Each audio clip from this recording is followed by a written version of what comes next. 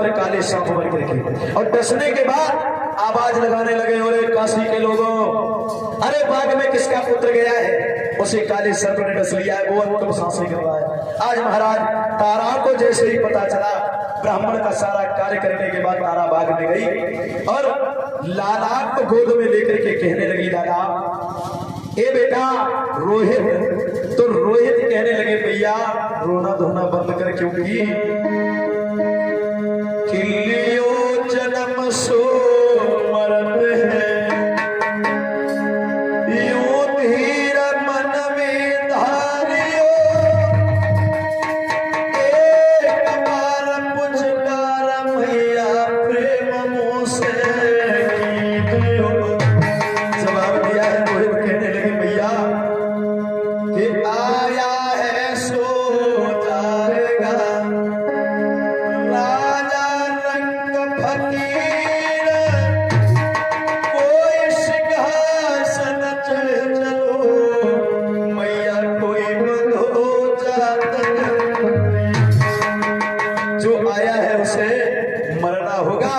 कहने लगा रोहित, मैया केवल बस अंतिम श्वासों में बोले, रोहित भैया मुझसे थोड़ा सा प्रेम कर ले, और जैसे भी तूने शब्द कहे हैं, आज रोहितास के प्राणांत निकल गए, और मैया बोली है रोहितास तारा कि रोहित बेटा प्यारे मुख से मैया कह बोला, रोहित मुख से मैया कह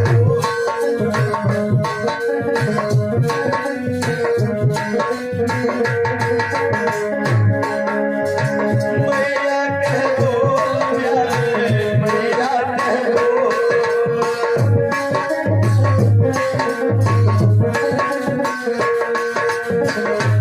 रोहित प्यारे लाला से मैया कह बोल,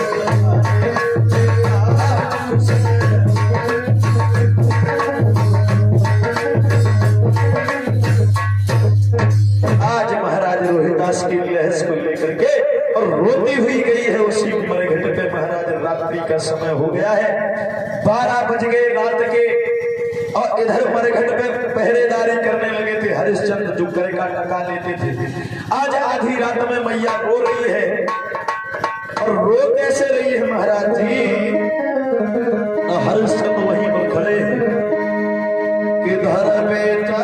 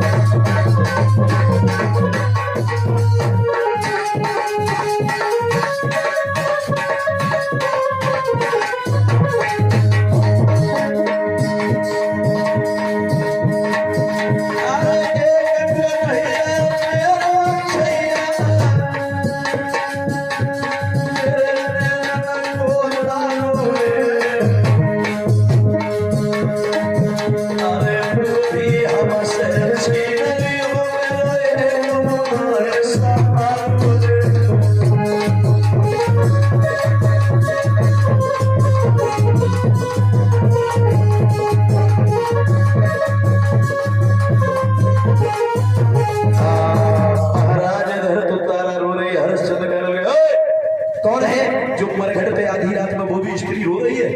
आज पहुंच गए, कहने लगी स्वामी मैं तुम्हारी नारी तारा। जवाब दिया, तारा ऐसे मरघट में क्यों रो रही हो? जवाब दिया, तुम्हारा बेटा रोहिदास इस संसार में नहीं रहा।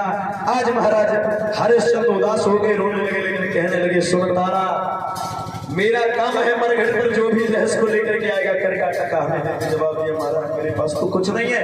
कहने लगे कुछ नहीं है, सुन जो तू सफेद साड़ी पहने है यही साड़ी फाड़ करके हमें दे दे।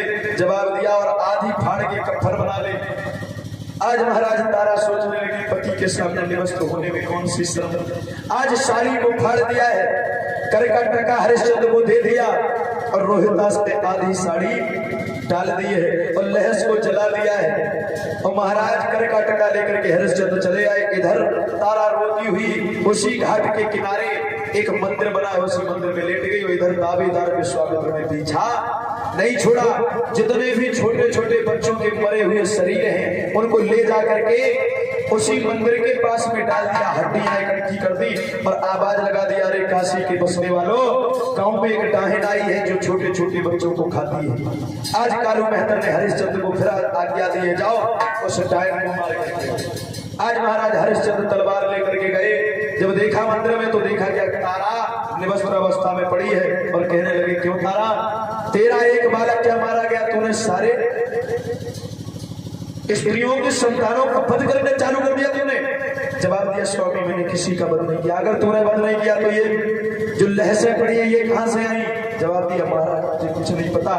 आज जैसे ही हरिश्चंद्र ने तलवार को चलाया है, मारना चाहा, उसी समय वो विश्वामित्र आ गए और कहने लगे, ठहरो हरिश्चंद्र, ये क्या अनर्थ कर रहे हो। जवाब दिया, तुम तो वही संत हो जिन्होंने हमें अवध नगरिया से ला करके से काशी नगरिया में बेच दिया। बोले, हाँ वही है। आज महाराज जवाब दिया, हम तुम्हारी दान व्रत से बड़े प्रसन्न हैं, कहो क्या चाहते हो। जवाब दिया, आप क्या चाहते हैं, जब हमारा सब धन धान छूट गया, मेरी नारी पागल हो गई, मेरा एक बालक था वो भी मर गया, अब हम तुमसे क्या उम्मीद करें। जवाब दिया, सुनो, तुम अपने बालक को आवाज लगाओ। आज महाराज जैसे ही रोहिदास को बुलाया है तो रोहिदास भी वहीं पर हाजिर हो गया। तारा भी निवस्त्र नहीं है और जो कालू मेहतर है वो कालू मेहतर ने वो स्वयं में धर्म राज है महाराज, स्वयं में धर्मराज। और वहां पर कोई गंगा नदी नहीं है क्योंकि हरिश्चंद्र के जमाने में वहां गंगा नहीं थी, क्योंकि गंगा को लाए थे भागीरथ महाराज। हाँ, आज जवाब दिया है, जो चाहो वो हमसे मांग लो। रोहिदास को राज्य मिला अवध का महाराज जी। इस प्रकार से हरिश्चंद्र अपने दान व्रत में पास हुए। आइए दो शब्दों में छोटा सा संकीर्तन, फिर देखते हैं राम जन्म की कथा। आज ही राम जन्म करेगा, ठीक महाराज जी, समय के हिसाब से। और रात में सीता स्वयंवर जो झांकी के माध्यम से दिखाया जाएगा। बोले